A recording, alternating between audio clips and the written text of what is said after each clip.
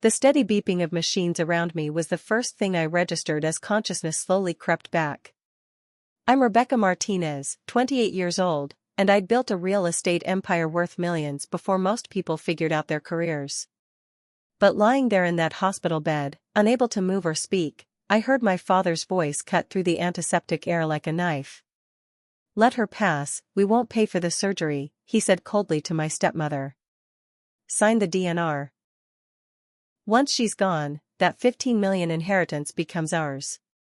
My heart monitor should have exploded from the shock, but somehow I kept still, realizing I was fighting for my life against the very people who should have been fighting for me. Before we dive into this unbelievable story of family betrayal and survival, I'd love to know where you're watching from. Please hit that like button if you're ready for a story that'll make you question everything about trust and family, and don't forget to subscribe because this tale of greed, deception, and ultimate justice is just getting started. Now, let me take you back to where this nightmare truly began. To understand how I ended up fighting for my life against my own father, you need to know how I built my empire and why it made me such a target. At 22, fresh out of business school, I took the $50,000 my mother left me when she died and turned it into something extraordinary. While my classmates were applying for entry-level jobs, I was buying foreclosed homes in downtown districts, renovating them with crews I assembled myself, and flipping them for triple the investment. The first year alone, I cleared $300,000 in profit. My father, Harold Martinez, owned a small chain of Mexican restaurants that had been struggling for years. Even as a child, I watched him make poor business decisions, refuse good advice, and blame everyone else when things went wrong. When I started succeeding where he had failed, the resentment began festering like an untreated wound. "You think you're so smart," he'd say whenever I tried to offer business advice. "You got lucky with your mother's money. Real business takes decades to build." But I wasn't just lucky. I was strategic, ruthless when necessary, and willing to work 18-hour days to make my vision reality. By 25, I'd expanded from residential flipping to commercial development. My company, Martinez Properties, had developed 3 shopping centers and was breaking ground on a luxury hotel downtown. The project alone was worth $8 million, and that didn't include the other properties in my portfolio. I employed 47 people, had partnerships with major construction firms, and was being courted by investors from New York and Los Angeles who wanted to franchise my development model. 3 years ago, Harold married Delilah Thornton, a woman 15 years younger who seemed charmed by his stories of family wealth. What she didn't realize initially was that the wealth belonged to his daughter, not him. Delilah was attractive in a calculated way, with perfectly styled blonde hair and designer clothes that my father definitely couldn't afford.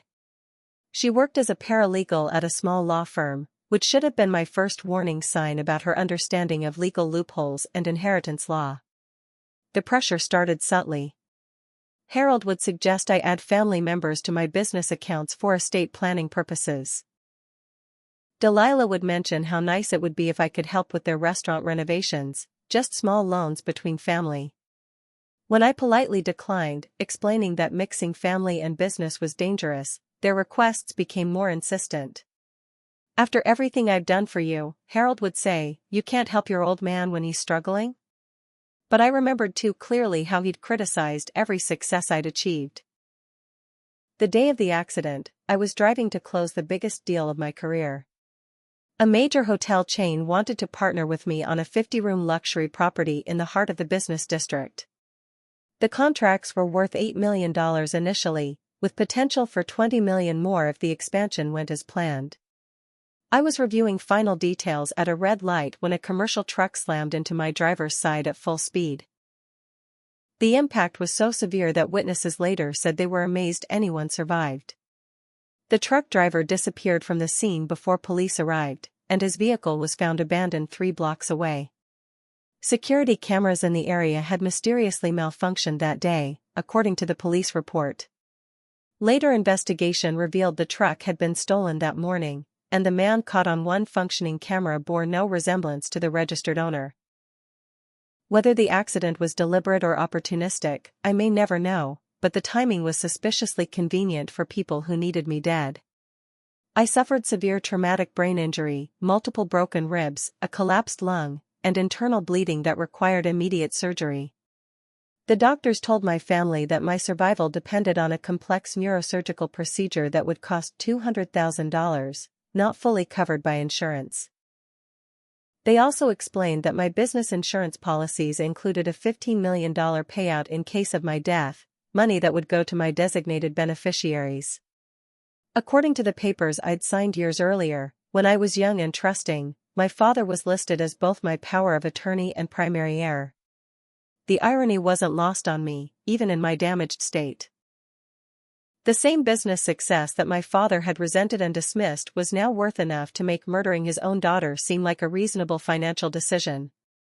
And with Delilah whispering calculations in his ear about inheritance timelines and legal loopholes, what should have been a family rallying together became a conspiracy to commit the perfect crime. Consciousness returned in fragments, like puzzle pieces slowly clicking into place. First came the sounds. Ventilator breathing for me, monitors beeping steadily, hushed voices beyond my closed eyelids. Then came the gradual awareness that I couldn't move, couldn't speak, couldn't even open my eyes despite being awake inside my paralyzed body. The medical term is locked-in syndrome, and it's exactly as terrifying as it sounds. You're completely conscious but trapped inside a body that won't respond to your desperate commands. The third day after the accident, I heard my father's voice clearly for the first time. He was speaking in that careful tone he used when discussing business deals, except this time I was the commodity being negotiated.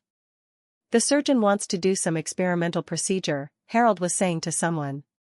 Says it might help with the brain swelling, but there's no guarantee she'll ever be normal again. The voice that responded made my blood freeze. Then why waste the money? Delilah's voice was crisp, practical. If she's going to be a vegetable anyway, we'd be doing her a mercy. That's when I learned about the power of attorney papers I'd signed 3 years earlier. Harold explained to Delilah how he'd convinced me it was standard estate planning, necessary for tax purposes as my business grew. Young and trusting, I'd signed everything he put in front of me, never imagining my own father would use those documents to decide whether I lived or died. Now Harold had complete control over my medical decisions, my business accounts, and my life insurance policies. My younger brother Carlos arrived that evening, and I felt a surge of hope until I heard their conversation. At 25, Carlos was in his final year of medical school at Northwestern University, a dream I'd helped finance with a $40,000 loan when he couldn't secure enough student aid. "Dad, what are you talking about?" His voice cracked with disbelief. "Rebecca's going to recover. The doctor said the brain scans show activity." Harold's response was cold enough to chill the room. "Son, sometimes we have to make hard choices. Your sister lived dangerously, drove too fast, took too many risks. Maybe this is God's way of telling us something." What I couldn't see but could hear clearly was Delilah working on my brother's resolve like a sculptor reshaping clay. She explained how Harold's restaurant business was facing bankruptcy, how Carlos's medical school loans were crushing the family financially, how my death would solve everyone's problems cleanly. Rebecca would want to help her family, Delilah insisted. She'd understand that sometimes sacrifice is necessary for the greater good. By the end of that conversation, Carlos's protests had dwindled to uncertain silence. The conspiracy had a timeline, driven by insurance regulations I'd never bothered to understand. If I died within 72 hours of the accident, the death would be clearly attributed to traumatic injuries, making the insurance payout automatic. If I survived longer, the insurance company would launch a more thorough investigation of the circumstances, potentially discovering irregularities in my medical care. Harold and Delilah needed me dead quickly, quietly, and with enough medical justification to avoid suspicion. Dr. Patterson entered the picture as Harold's old friend from their college fraternity days. Patterson ran a private practice that consulted with the hospital, and he owed Harold several gambling debts from their weekly poker games. More importantly, Patterson had the authority to sign off on do not resuscitate orders and could influence other medical decisions without raising immediate red flags. Harold had already spoken with him about letting nature take its course rather than pursuing aggressive treatment that might bankrupt the family. The first attack came disguised as medical necessity. Dr. Patterson reduced my pain medication to supposedly stimulate neural response, but the real purpose was causing enough suffering to destabilize my vital signs. Severe pain can trigger cardiac episodes in trauma patients, and a heart attack would provide perfect cover for a natural death. For 6 hours, I endured agony that felt like being burned alive from the inside, unable to scream or move while my body convulsed against restraints. That's when Nurse Angela Wilson entered my life like an guardian angel dressed in scrubs. Angela had 15 years of ICU experience and instincts that had saved more patients than she could count. Something about my family's behavior struck her as wrong. Most families of coma patients talked to their loved ones constantly, played music, brought personal items to stimulate recovery. My family visited only during specific hours, spoke in hushed tones about business matters, and seemed more concerned with medical bills than my actual condition. Angela noticed other irregularities too. My pain medication levels were insufficient for someone with my injuries. The monitoring equipment had been adjusted in ways that made no clinical sense. Most telling, she observed Harold and Delilah having detailed conversations with Dr. Patterson about my prognosis, conversations that excluded the primary attending physician and focused heavily on insurance policies rather than treatment options. When Angela tried to raise concerns with hospital administration, she was told that family dynamics were not her responsibility and to focus on her assigned duties. But Angela was the kind of nurse who became a nurse to save lives, not to follow orders that endangered patients. She began documenting everything, keeping detailed notes about my family's visits, their conversations within earshot, and the unusual medical decisions being made without proper consultation.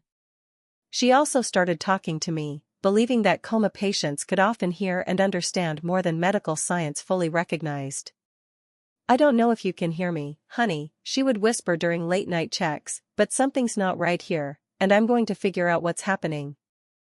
Being conscious but unable to communicate is a special kind of hell that I wouldn't wish on anyone.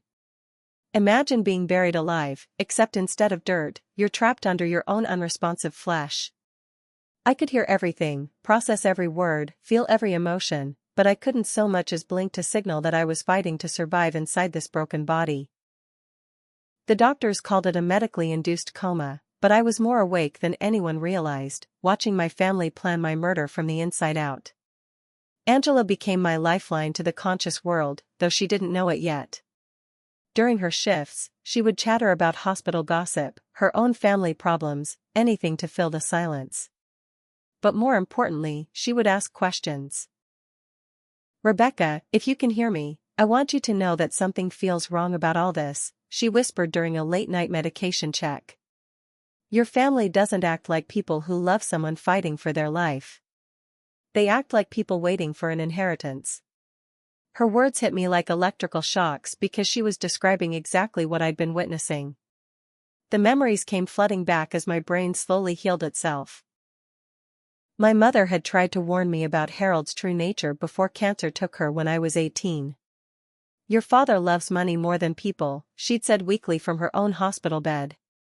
"I'm leaving everything to you because I know he'd waste it on get-rich-quick schemes and gambling debts.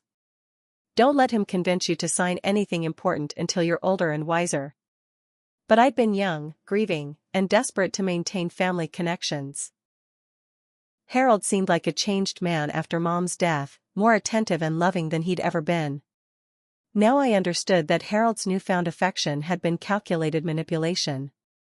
He needed me alive long enough to build substantial wealth, but not so independent that I'd cut him out completely. The power of attorney documents were his insurance policy, a way to maintain control even as I became more successful than he'd ever dreamed possible. And Delilah was the catalyst that transformed his resentment into active malice. She'd done her research on inheritance law and discovered that Harold could legally make all my medical decisions until my 30th birthday, still 18 months away. My business partner Jake Sullivan should have been notified about my condition immediately, but Harold had convinced hospital staff that he would handle all business communications. Jake was probably wondering why I'd missed our crucial meeting with the hotel chain investors, but he had no way of knowing I was fighting for my life in intensive care. Our partnership agreement specified that if either of us became incapacitated, the other would assume temporary control of all projects, but that required official notification and legal documentation that Harold was deliberately preventing. The revelation about my 30th birthday added another layer of urgency to their timeline. According to my mother's original will, I would gain complete control of my inheritance when I turned 30, including the power to revoke any previous legal arrangements. Harold's authority over my medical and financial decisions was temporary, which meant they needed to eliminate me before that deadline. 18 months might seem like plenty of time, but insurance investigations and legal challenges could drag on for years if there were any suspicions about my death. Angela's suspicions were growing stronger with each shift. She'd worked enough trauma cases to know when families were genuinely concerned versus when they were going through motions for appearance's sake. Harold and Delilah visited during predictable hours, never stayed overnight, and seemed more interested in speaking with doctors than spending time with me. They brought no personal items, played no music, shared no memories that might stimulate my recovery. Most families would be reading to their loved ones, holding hands, begging them to wake up. My family discussed business arrangements in voices that carried just enough to be overheard. The second attack was more sophisticated than simply adjusting pain medication. Dr. Patterson convinced the nursing staff that I needed additional sedation to prevent neural overstimulation that could supposedly worsen my brain injury. The medication he prescribed was a paralytic agent that would suppress my breathing reflexes, essentially suffocating me slowly while making it appear that my respiratory system was naturally failing. Harold and Delilah timed their visit perfectly, arriving just as the medication was scheduled to be administered. But Angela had been watching the clock too. Something about the timing felt orchestrated, and she'd learned to trust her instincts over institutional protocols. Instead of administering the full dose immediately, she delayed the injection by 30 minutes while she reviewed my latest brain scans. What she discovered made her blood run cold. My brain activity had been steadily improving over the past 48 hours, showing patterns consistent with emerging consciousness rather than deteriorating function. The additional sedation wasn't medically necessary, it was potentially harmful to my recovery process. Angela made a decision that saved my life. Rather than follow Dr. Patterson's orders blindly, she consulted with the primary neurologist, Dr. Sarah Kim, who had been mysteriously excluded from recent treatment decisions. Dr. Kim was appalled to learn about the unauthorized medication changes and immediately ordered a comprehensive review of my treatment protocol. She also insisted on being present for all future family consultations, effectively blocking Harold and Delilah's private meetings with Dr. Patterson. During this crisis, I made my first breakthrough in communication. As Angela was checking my vital signs and explaining to Dr. Kim why she'd questioned the medication orders, I managed to move my right index finger slightly. The movement was barely perceptible, but Angela's trained eyes caught it immediately. "Dr. Kim," she said urgently, "look at her finger. Rebecca, if you can hear us, try to move your finger again." With every ounce of concentration I possessed, I repeated the tiny movement. It wasn't much, but it was proof that I was fighting to come back. That single finger movement changed everything. Dr. Kim immediately ordered new neurological tests and formally documented that I was showing signs of emerging consciousness. This meant that any major medical decisions would require more extensive consultation and couldn't be rushed through with Harold's power of attorney alone. More importantly, it meant that Angela's suspicions had been validated, and she now had medical backing to investigate the irregularities she'd observed. Harold's reaction to the news was telling. Instead of joy that his daughter was showing signs of recovery, he seemed frustrated and asked pointed questions about how long the process might take and whether there could be any setbacks. Delilah was more direct in her disappointment. "Are you saying she might actually wake up?" she asked Dr. Kim with barely concealed annoyance. "We were told the brain damage would be permanent." Their responses confirmed Angela's worst fears and provided the motivation she needed to take more decisive action. Dr. Patterson's involvement in the conspiracy became more apparent as Angela dug deeper into my medical records. She discovered that he'd been making treatment decisions without consulting the primary medical team, adjusting medications that fell outside his specialty area, and having private meetings with my family that weren't documented in my chart. Most disturbing, he'd been preparing paperwork for a do not resuscitate order based on a prognosis that contradicted my improving brain scans. The conspiracy expanded when Dr. Morrison joined the plot. Morrison worked in the same private practice as Patterson and was facing his own financial crisis due to gambling debts that had spiraled out of control. Harold had approached him through Patterson, offering to pay off $50,000 in debts if Morrison would support the medical decisions that would allow me to die without aggressive intervention. Morrison specialized in respiratory therapy, making him valuable for documenting reasons why my breathing might naturally fail and why extraordinary measures wouldn't be appropriate. Together, Patterson and Morrison began crafting a false narrative about my condition. They wrote reports claiming that my brain scans showed progressive deterioration rather than improvement, that my respiratory function was naturally declining, and that further treatment would constitute artificial prolongation of inevitable death rather than genuine medical care. These falsified reports would provide legal cover for Harold's decision to sign a DNR order and refuse the costly surgery that might actually save my life. Angela discovered these falsified reports during a routine chart review, and what she found made her physically sick. The documented brain scans didn't match the actual results she'd seen Dr. Kim reviewing. Medication dosages were recorded incorrectly, making it appear that I was receiving appropriate care when the actual doses were insufficient for someone with my injuries. Most damning, there were consultation notes from doctors who had never actually examined me, creating a paper trail of medical opinions that supported letting me die. Harold's pressure on hospital staff intensified as my condition continued to stabilize rather than deteriorate according to their timeline. He complained loudly about the cost of my care, questioned why the hospital was keeping my daughter alive artificially, and demanded meetings with administrators about discontinuing expensive treatments.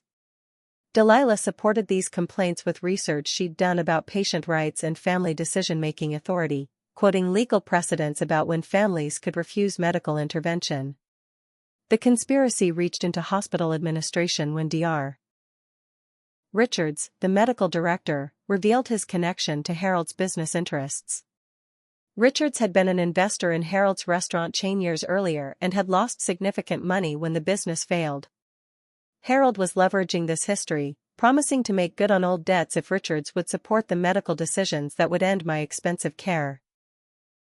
Richards began pressuring my primary medical team to defer to Patterson and Morrison's treatment recommendations rather than pursuing aggressive intervention. Angela's attempts to expose the conspiracy met resistance at every level. When she brought her concerns to the nursing supervisor, she was told that questioning doctors' orders was inappropriate and could cost her job. When she tried to contact hospital administration directly, she was redirected to Dr. Richards, who dismissed her concerns as emotional overattachment to a patient. The system seemed designed to protect the conspiracy rather than protect me. The third attack was the most brazen yet. During a planned shift change when Angela was off duty, someone entered my room and attempted to disconnect my ventilator. The backup nurse discovered the tampering when my oxygen levels dropped suddenly, but the damage had nearly been fatal. Hospital security reviewed footage from the hallway cameras, but the perpetrator had worn scrubs and a surgical mask that made identification impossible. However, the timing coincided perfectly with Harold and Delilah's evening visit, when they would have known about the shift change schedule. Angela returned to find my room in chaos, with emergency teams working to stabilize my condition after the ventilator incident. She immediately suspected sabotage and began her own investigation of the timeline.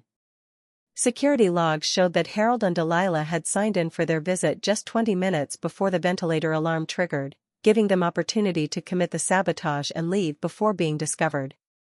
More importantly, Angela realized that the attack pattern was escalating in both sophistication and desperation. Dr. Kim was finally convinced that something criminal was happening when Angela presented her with the timeline of incidents, the falsified medical records, and the suspicious timing of family visits. Kim had been practicing medicine for 20 years and had never encountered a case where a patient's family seemed so determined to prevent their recovery. She agreed to help Angela document everything they discovered and to involve law enforcement if they found sufficient evidence of deliberate harm. The breakthrough came when Angela accessed security footage from the medication storage room. Hospital policy required all controlled substances to be logged and monitored, but Angela discovered that someone had been accessing my specific medications outside of scheduled administration times. The footage showed Dr. Patterson entering the storage area during his off hours and removing vials that didn't match any documented medical orders. This provided concrete evidence that my treatment was being deliberately sabotaged. Angela also discovered financial connections between the conspirators that explained their motivation. Dr. Patterson's medical practice was facing bankruptcy due to malpractice settlements, and he'd been borrowing money from Harold for months. Dr. Morrison's gambling debts had grown so large that loan sharks had threatened his family. Hospital director Dr. Richards was being pressured by investors who wanted to collect on Harold's old business debts. Everyone involved had financial reasons to want me dead quickly and quietly. The conspiracy was unraveling, but Angela realized that the danger to my life was increasing rather than decreasing. As the perpetrators became more desperate, they were taking greater risks and escalating their attempts to kill me before their plot could be exposed. Angela made the decision to contact law enforcement directly, bypassing hospital administration entirely. She also began staying at my bedside during her off hours, determined to prevent any further assassination attempts until authorities could intervene. My consciousness was becoming clearer each day, but I remained unable to communicate effectively beyond small finger movements that only Angela seemed to notice.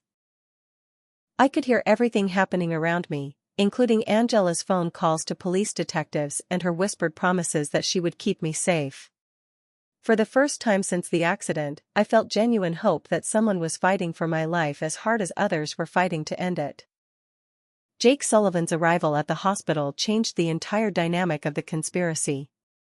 As my business partner and closest friend outside of family, Jake had legitimate legal standing to question medical decisions and demand access to my condition reports.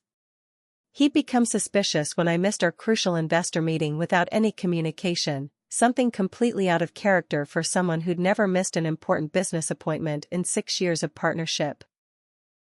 Jake's first confrontation with Harold was explosive and revealed cracks in the family's united front. "Where the hell have you been?" Jake demanded when he found Harold in the hospital cafeteria. "Rebecca was supposed to close the hotel deal 3 days ago. Investors are pulling out, contractors are threatening to walk, and you haven't returned a single call." Harold's response was calculated but defensive. "My daughter is fighting for her life. Business can wait." But Jake knew me too well to accept that explanation. Rebecca would never let a deal this big fall apart without instructions. "What aren't you telling me?" The corporate investigation that Jake initiated revealed financial irregularities that provided crucial evidence of motive. Our company accountant, Maria Santos, discovered unauthorized access to several business accounts using my electronic signatures and passwords that only Harold could have obtained. Someone had been systematically transferring funds from project accounts into shell companies, embezzling nearly $200,000 over the past 6 months. The theft had been carefully structured to avoid triggering automatic bank alerts, but the pattern was clear to anyone looking for it. Carlos finally broke under the pressure of watching his sister fight for life while his family plotted her death. Jake's arrival had disrupted the conspiracy's timeline and created an opportunity for Carlos to confess without immediately implicating himself. During a private conversation with Angela, Carlos revealed that Harold had threatened to withdraw funding for his final year of medical school unless he supported the family's decisions about my care. "They said Rebecca was going to die anyway," Carlos wept, "and that I could either help the family survive financially or watch everyone lose everything."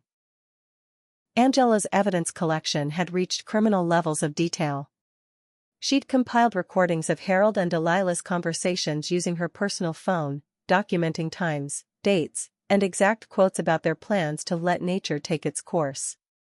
She'd photographed the falsified medical records, tracked the unauthorized medication access, and maintained detailed logs of every suspicious incident.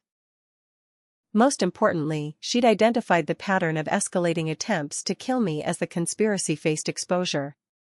Jake's legal team, led by criminal defense attorney Maria Rodriguez, began building a case that would eventually expose the entire conspiracy. Rodriguez specialized in financial crimes and had experience with cases involving medical fraud and family exploitation. She immediately recognized the legal vulnerabilities in Harold's power of attorney arrangement and the criminal implications of the medical conspiracy. "This isn't just medical malpractice," Rodriguez told Jake. "This is attempted murder disguised as family medical decisions."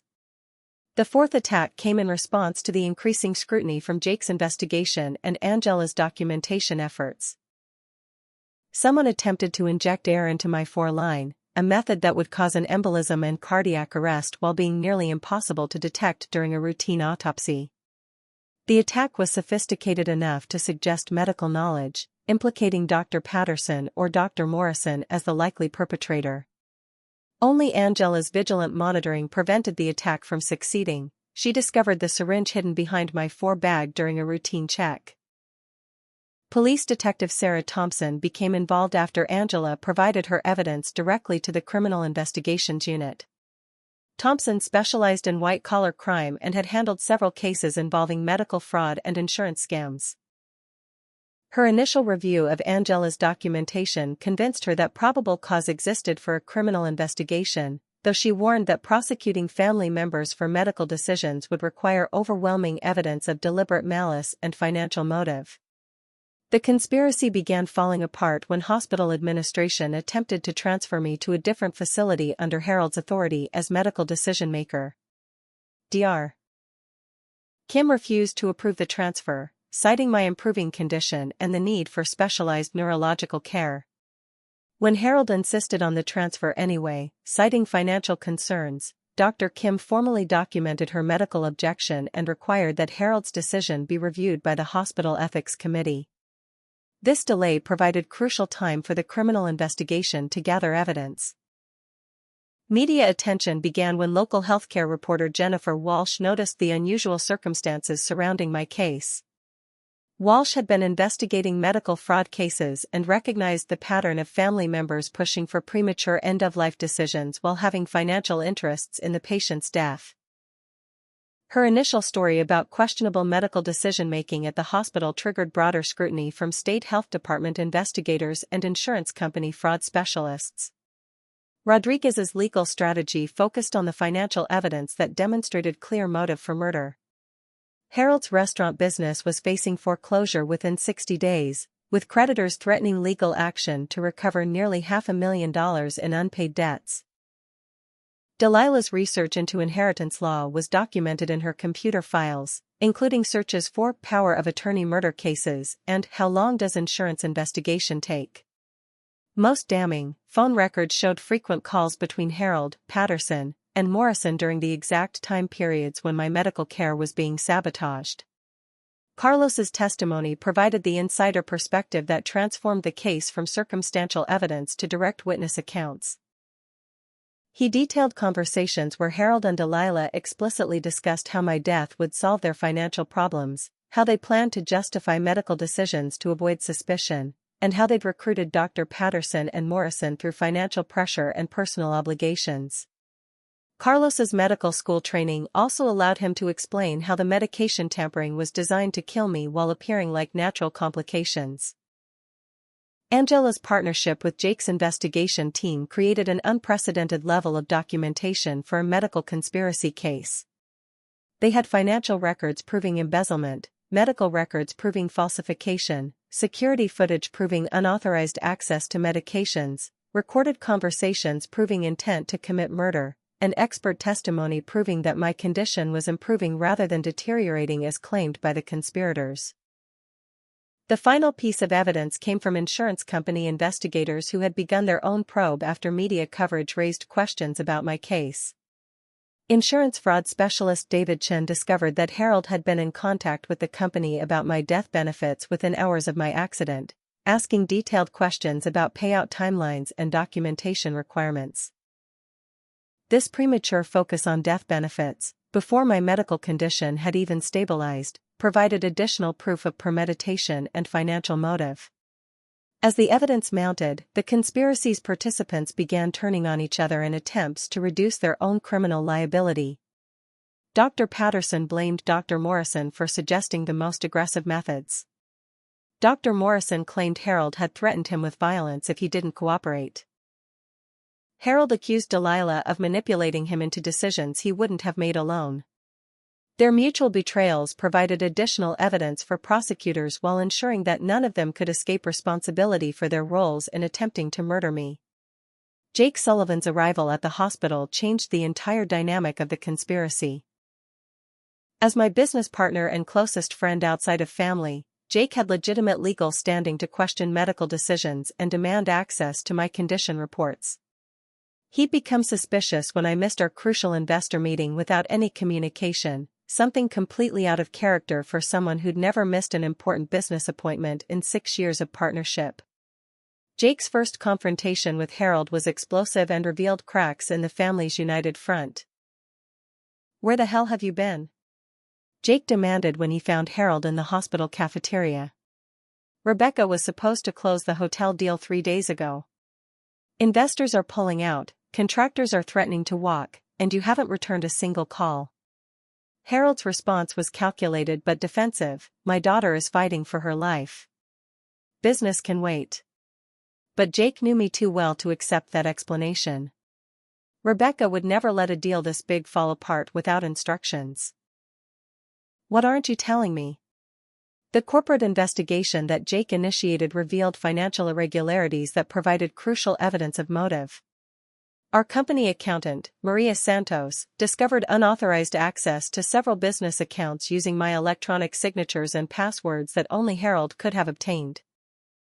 Someone had been systematically transferring funds from project accounts into shell companies, embezzling nearly $200,000 over the past 6 months. The theft had been carefully structured to avoid triggering automatic bank alerts, but the pattern was clear to anyone looking for it. Carlos finally broke under the pressure of watching his sister fight for life while his family plotted her death. Jake's arrival had disrupted the conspiracy's timeline and created an opportunity for Carlos to confess without immediately implicating himself. During a private conversation with Angela, Carlos revealed that Harold had threatened to withdraw funding for his final year of medical school unless he supported the family's decisions about my care. "They said Rebecca was going to die anyway," Carlos wept, "and that I could either help the family survive financially or watch everyone lose everything." Angela's evidence collection had reached criminal levels of detail. She'd compiled recordings of Harold and Delilah's conversations using her personal phone, documenting times, dates, and exact quotes about their plans to let nature take its course.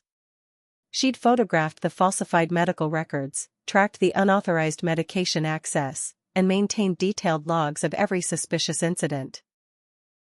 Most importantly, she'd identified the pattern of escalating attempts to kill me as the conspiracy faced exposure. Jake's legal team, led by criminal defense attorney Maria Rodriguez, began building a case that would eventually expose the entire conspiracy. Rodriguez specialized in financial crimes and had experience with cases involving medical fraud and family exploitation. She immediately recognized the legal vulnerabilities in Harold's power of attorney arrangement and the criminal implications of the medical conspiracy. "This isn't just medical malpractice," Rodriguez told Jake. "This is attempted murder disguised as family medical decisions." The fourth attack came in response to the increasing scrutiny from Jake's investigation and Angela's documentation efforts. Someone attempted to inject air into my foreline, a method that would cause an embolism and cardiac arrest while being nearly impossible to detect during a routine autopsy. The attack was sophisticated enough to suggest medical knowledge, implicating Dr. Patterson or Dr. Morrison as the likely perpetrator. Only Angela's vigilant monitoring prevented the attack from succeeding. She discovered the syringe hidden behind my bag during a routine check. Police Detective Sarah Thompson became involved after Angela provided her evidence directly to the Criminal Investigations Unit. Thompson specialized in white-collar crime and had handled several cases involving medical fraud and insurance scams. Her initial review of Angela's documentation convinced her that probable cause existed for a criminal investigation, though she warned that prosecuting family members for medical decisions would require overwhelming evidence of deliberate malice and financial motive. The conspiracy began falling apart when hospital administration attempted to transfer me to a different facility under Harold's authority as medical decision-maker. Dr. Kim refused to approve the transfer, citing my improving condition and the need for specialized neurological care. When Harold insisted on the transfer anyway, citing financial concerns, Dr. Kim formally documented her medical objection and required that Harold's decision be reviewed by the hospital ethics committee. This delay provided crucial time for the criminal investigation to gather evidence. Media attention began when local healthcare reporter Jennifer Walsh noticed the unusual circumstances surrounding my case. Walsh had been investigating medical fraud cases and recognized the pattern of family members pushing for premature end-of-life decisions while having financial interests in the patient's death. Her initial story about questionable medical decision-making at the hospital triggered broader scrutiny from state health department investigators and insurance company fraud specialists. Rodriguez's legal strategy focused on the financial evidence that demonstrated clear motive for murder. Harold's restaurant business was facing foreclosure within 60 days, with creditors threatening legal action to recover nearly $500,000 in unpaid debts. Delilah's research into inheritance law was documented in her computer files, including searches for power of attorney murder cases and how long does insurance investigation take. Most damning, phone records showed frequent calls between Harold, Patterson, and Morrison during the exact time periods when my medical care was being sabotaged. Carlos's testimony provided the insider perspective that transformed the case from circumstantial evidence to direct witness accounts. He detailed conversations where Harold and Delilah explicitly discussed how my death would solve their financial problems, how they planned to justify medical decisions to avoid suspicion, and how they'd recruited Dr. Patterson and Morrison through financial pressure and personal obligations. Carlos's medical school training also allowed him to explain how the medication tampering was designed to kill me while appearing like natural complications. Angela's partnership with Jake's investigation team created an unprecedented level of documentation for a medical conspiracy case. They had financial records proving embezzlement, medical records proving falsification, security footage proving unauthorized access to medications, recorded conversations proving intent to commit murder, and expert testimony proving that my condition was improving rather than deteriorating as claimed by the conspirators. The final piece of evidence came from insurance company investigators who had begun their own probe after media coverage raised questions about my case. Insurance fraud specialist David Chen discovered that Harold had been in contact with the company about my death benefits within hours of my accident, asking detailed questions about payout timelines and documentation requirements. This premature focus on death benefits, before my medical condition had even stabilized, provided additional proof of premeditation and financial motive. As the evidence mounted, the conspiracy's participants began turning on each other in attempts to reduce their own criminal liability. Dr. Patterson blamed Dr. Morrison for suggesting the most aggressive methods. Dr. Morrison claimed Harold had threatened him with violence if he didn't cooperate. Harold accused Delilah of manipulating him into decisions he wouldn't have made alone. Their mutual betrayals provided additional evidence for prosecutors while ensuring that none of them could escape responsibility for their roles in attempting to murder me. The criminal charges against Harold and Delilah were extensive and carried potential sentences that would ensure they spent the rest of their lives in prison if convicted on all counts. The prosecution team, led by District Attorney Michael Richardson, included specialists in financial crimes, medical fraud, and attempted murder cases. Richardson had built his career on high-profile cases involving family betrayal and financial motivation, making him perfectly suited to handle the complex legal issues surrounding my case. Civil litigation proceeded simultaneously with criminal prosecution, as my legal team sought both justice and financial compensation for the damages I'd suffered. The lawsuit named Harold, Delilah, Dr. Patterson, Dr. Morrison, Hospital Director Dr. Richards, and the hospital itself as defendants, seeking damages for medical malpractice, intentional infliction of emotional distress, fraud, embezzlement, and attempted murder. The potential financial recovery could reach tens of millions of dollars if we prevailed on all claims. The hospital lawsuit revealed systemic failures that had allowed the conspiracy to operate unchecked for over a week. Internal investigation showed that hospital policies for monitoring family medical decisions were inadequate, that administrative oversight of consulting physicians was insufficient, and that protocols for protecting vulnerable patients had been ignored. Most damaging, the investigation revealed that multiple staff members had noticed irregularities but had been discouraged from reporting concerns through proper channels. Insurance company investigations added another layer of complexity to the legal proceedings. My business insurance policies were worth $15 million, but the insurance companies had legitimate concerns about paying death benefits under circumstances involving potential murder. Their investigation supported the criminal case by documenting the timeline of Harold's inquiries about death benefits and the suspicious circumstances surrounding my accident and subsequent medical care. Jake's protection of my business empire required immediate action to prevent financial collapse while I recovered from my injuries and dealt with legal proceedings. Our partnership agreement allowed him to assume temporary control of active projects, but clients and investors needed reassurance that the company would remain stable despite the criminal scandal surrounding my family. Jake's management during this crisis proved his value as both a business partner and loyal friend. Media coverage of the criminal case attracted international attention and sparked broader discussions about medical ethics and family exploitation of vulnerable patients. Television news programs featured expert panels discussing how families could murder relatives through medical decisions, while medical journals published articles about preventing conspiracies like the one that had nearly killed me. My story became a cautionary tale about trusting family members with life-or-death authority. Harold's defense strategy attempted to portray him as a loving father who had been manipulated by Delilah into making poor decisions under extreme stress. His attorney argued that Harold's judgment had been impaired by grief over his daughter's condition and financial pressure from his failing business. However, this defense was undermined by evidence showing that Harold had been embezzling from my accounts and researching inheritance law long before the accident occurred.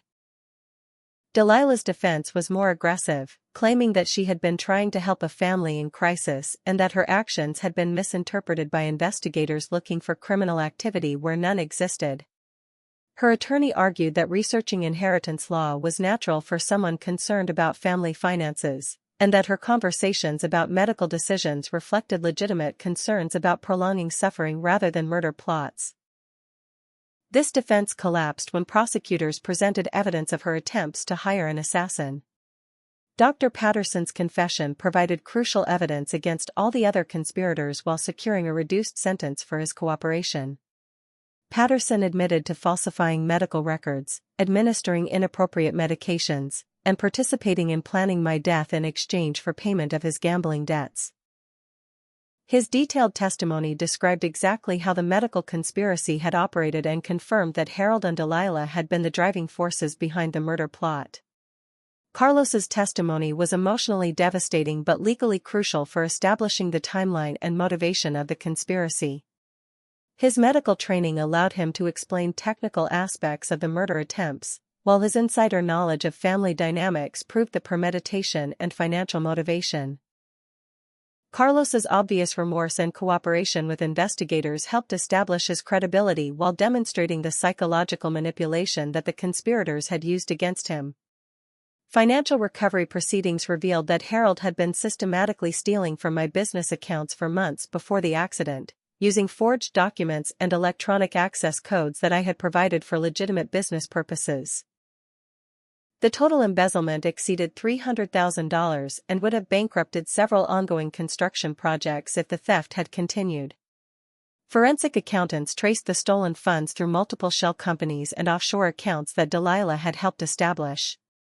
The discovery of additional evidence continued throughout the legal proceedings as investigators expanded their search into Harold and Delilah's financial records, computer files, and communication history. Email evidence showed that Delilah had been planning the inheritance theft for over 18 months, researching everything from power of attorney law to methods of causing undetectable death. Harold's participation was documented through recorded phone calls and financial transactions that proved his willing cooperation. Business expansion during my recovery was managed by Jake with input from our legal team and corporate advisors. The publicity surrounding my case had attracted attention from investors interested in supporting a company whose owner had survived such dramatic circumstances. Several major development projects received additional funding, and my personal story became a marketing advantage rather than a liability. The near-death experience had taught me to value loyal partnerships and ethical business practices over pure profit maximization. Personal transformation began during the legal proceedings as I worked with therapists to process the trauma of being betrayed by family members who should have protected me. The psychological impact of discovering that my own father valued money more than my life required professional help to understand and overcome. Therapy sessions helped me develop strategies for rebuilding trust while maintaining appropriate boundaries with people who had access to my personal and financial information. Legal precedent was established through my case as courts addressed novel questions about family authority over medical decisions when financial conflicts of interest existed.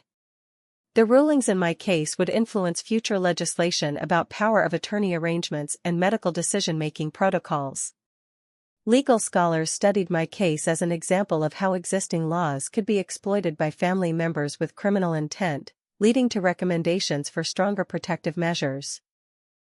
The trial of Harold and Delilah Martinez became one of the most closely watched criminal proceedings in recent memory, attracting national media coverage and legal experts who analyzed every aspect of the prosecution's case. District Attorney Richardson had assembled overwhelming evidence including recorded conversations, falsified medical records, financial documents proving embezzlement, and testimony from multiple witnesses who had observed the conspiracy in action. The defense faced an almost impossible task of explaining away evidence that clearly showed premeditated attempted murder motivated by financial greed. Harold's conviction on multiple felony charges resulted in a sentence of 25 years to life in state prison, ensuring that he would never again have the opportunity to exploit family relationships for financial gain. The jury deliberated for only 6 hours before finding him guilty on all counts of attempted murder, conspiracy, fraud, and embezzlement. Judge Catherine Williams described Harold's crimes as a betrayal of the most fundamental bonds of family trust and noted that his actions had shocked the conscience of the community. Delilah received an even harsher sentence of 30 years to life after the jury concluded that she had been the primary architect of the murder conspiracy. Evidence showed that she had researched inheritance law, recruited corrupt medical personnel, and escalated the plot to include hired assassins when medical manipulation proved insufficient. Her lack of biological relationship to me was viewed as an aggravating factor that demonstrated pure greed without even the complex emotions that might partially explain a biological parent's actions. Dr. Patterson's medical license was permanently revoked by the state medical board, and he received a 15-year prison sentence for his role in the medical conspiracy. His cooperation with prosecutors had earned him a reduced sentence, but the medical board determined that his willingness to falsify records and endanger patient safety made him permanently unfit to practice medicine. The case became a cautionary tale in medical schools about the importance of ethical practice and the consequences of compromising patient care for financial gain. Dr. Morrison faced similar consequences, losing his medical license and receiving a 12-year prison sentence for his participation in the conspiracy. His gambling addiction was considered a mitigating factor during sentencing, but the court emphasized that financial problems could never justify attempting to murder a patient. Morrison's case highlighted the need for better support systems for medical professionals struggling with addiction and financial difficulties. Hospital reforms implemented after my case included mandatory reporting systems for suspicious family behavior, enhanced oversight of consulting physician decisions, and improved protocols for protecting vulnerable patients from potential harm. The hospital agreed to pay a $15 million settlement to resolve civil litigation, money that was used to establish an independent patient advocacy program and fund research into preventing medical conspiracies. Carlos's forgiveness and redemption became a crucial part of my healing process as he worked to make amends for his initial cooperation with the murder conspiracy. His testimony during the criminal trials was courageous and detailed, helping ensure that justice was served while demonstrating his genuine remorse for his role in the events. Carlos completed medical school with my continued financial support and now works in emergency medicine, where his experience with my case motivates him to be an advocate for vulnerable patients. Angela Wilson received recognition as a healthcare hero for her role in uncovering the conspiracy and protecting me from multiple murder attempts. Her persistence in documenting suspicious behavior and questioning inappropriate medical orders had literally saved my life. Angela was promoted to ICU supervisor and became a national speaker on patient advocacy and the importance of nursing vigilance in protecting vulnerable patients. The business expansion that followed my recovery exceeded my most optimistic projections as investors and clients were impressed by my survival story and the loyalty demonstrated by my business partner Jake Sullivan. Our company's reputation for ethical practices and overcoming adversity became valuable marketing assets, leading to contracts for major development projects throughout the region. The near-death experience had taught me to value relationships and ethical practices over pure profit maximization. Personal transformation through the legal process helped me develop a deeper understanding of human motivation and the importance of choosing trustworthy people for important relationships. Therapy sessions with Dr. Jennifer Walsh, a specialist in trauma recovery, provided tools for processing the betrayal and rebuilding my ability to trust others appropriately. The experience taught me that family relationships based solely on blood ties were insufficient without genuine care and shared values. Financial recovery through civil litigation resulted in compensation that exceeded the original inheritance amount that Harold and Delilah had tried to steal. The defendants were required to pay damages for pain and suffering, medical expenses, business losses, and punitive damages designed to deter similar crimes. Most of this money was placed in trust funds managed by independent trustees to prevent any future family members from gaining inappropriate access to my wealth. Trust fund restructuring eliminated the possibility of repeating the inheritance conspiracy by removing family members from any decision-making authority over my finances or medical care. New legal documents specified that only licensed professionals with no family connections could serve as trustees or medical decision-makers if I became incapacitated. These reforms ensured that my wealth could never again become motivation for family members to harm me. Legal precedent established through my case influenced legislation in multiple states requiring enhanced oversight of power of attorney arrangements when significant financial assets were involved. The Rebecca Martinez Act mandated that families seeking to make end-of-life decisions for wealthy family members must undergo independent medical review and court oversight to prevent conflicts of interest from influencing medical care. My case became required study material in law schools and medical schools as an example of how financial motivation could corrupt family relationships and medical practice. Physical rehabilitation from traumatic brain injury required 18 months of intensive therapy, but my recovery exceeded all medical expectations thanks to the excellent care I received once the murder conspiracy was exposed and proper treatment resumed. Dr. Sarah Kim, who had become my primary neurologist after the criminal conspiracy was uncovered, marveled at my brain's ability to heal from the damage caused by both the accident and the deliberate medical sabotage. "Your recovery is remarkable," she told me during one of my final appointments. "Not just physically, but your determination to survive and seek justice probably contributed to your healing process." Emotional healing proved more challenging than physical recovery because betrayal by family members creates wounds that medical treatment cannot address. Working with Dr. Jennifer Walsh, a trauma specialist who had extensive experience with family violence cases, I learned techniques for processing the complex emotions surrounding Harold and Delilah's attempt to murder me for money.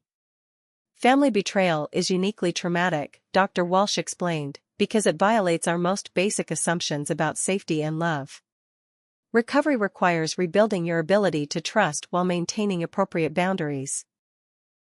Family reconstruction became necessary as I worked to establish new relationships based on choice rather than blood ties. Carlos had earned my forgiveness through his courage in testifying against our father and his commitment to making amends for his initial cooperation with the conspiracy.